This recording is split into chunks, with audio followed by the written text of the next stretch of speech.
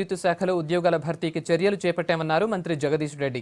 1422 AE పోస్టుల నియామకానికి ఇవాళ నోటిఫికేషన్ విడుదల చేస్తామన్నారు. పరీక్షల నిర్వహణ జేఎన్టీయూకు అప్పగిస్తామన్న మంత్రి జగదీష్ డిసెంబర్లోపు రిక్రూట్మెంట్ ప్రక్రియ పూర్తి చేస్తామన్నారు. ఉద్యోగాల భర్తీ పారదర్శకంగా నిర్వహిస్తామని, అభ్యర్థులెవరూ మధ్యవర్తుల్ని నమ్మొద్దని సూచించారు. ఉద్యోగాలిప్పిస్తామని ప్రలోభ పెడితే ఫిర్యాదు చేయాలన్నారు మంత్రి జగదీష్.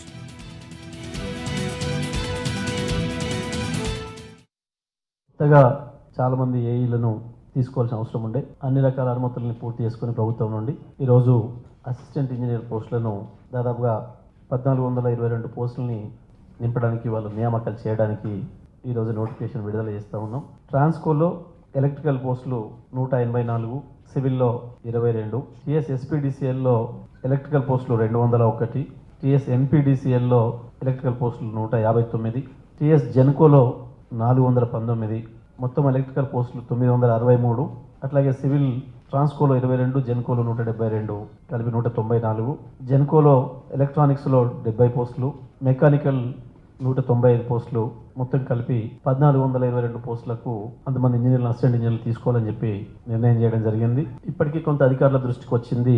ఈ బ్రోకర్లు ఏదో మేము ప్యానెల్ ఇస్తామని చెప్పి చెప్తున్నట్టుగా సమాచారం వచ్చింది. ఎట్టి పరిస్థితుల్లో అటువంటి ఏది కూడా నమ్మడానికి వీల్లేదు. చాలా పారదర్శకంగా ఈ పరీక్షలన్నీ కూడా ఉంటాయి. ఎవరైనా డిపార్ట్మెంట్కి సంబంధించి కింది స్థాయిలో ఎవరైనా ఉద్యోగస్తులు, అధికారులు కానీ లేదా ఇతర ఇంకెవరైనా కాంట్రాక్టర్లు ఎవరైనా అట్లాంటిది ఎక్కడైనా ప్రలోభ పెట్టినట్లు అట్లా చేసినట్లు తెలిస్తే వెంటనే ఫోన్ చేసి సమాచారం ఇవ్వాలి. వారికి సంబంధిత వ్యక్తులపైన చర్యలు తీసుకోవడానికి దానికి ఫోన్ నెంబర్ కూడా ఇవ్వడం జరుగుతుంది.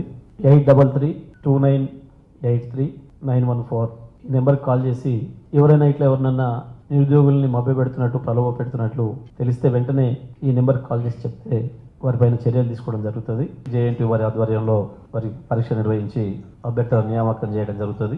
దీనికి డేట్లు కూడా టీఎస్ ఎన్పీడీసీఎల్ వారికి నవంబర్ 8వ తారీఖు 2015, 8/11/2015 నాడు పరీక్ష నిర్వహించడం పడుతుంది.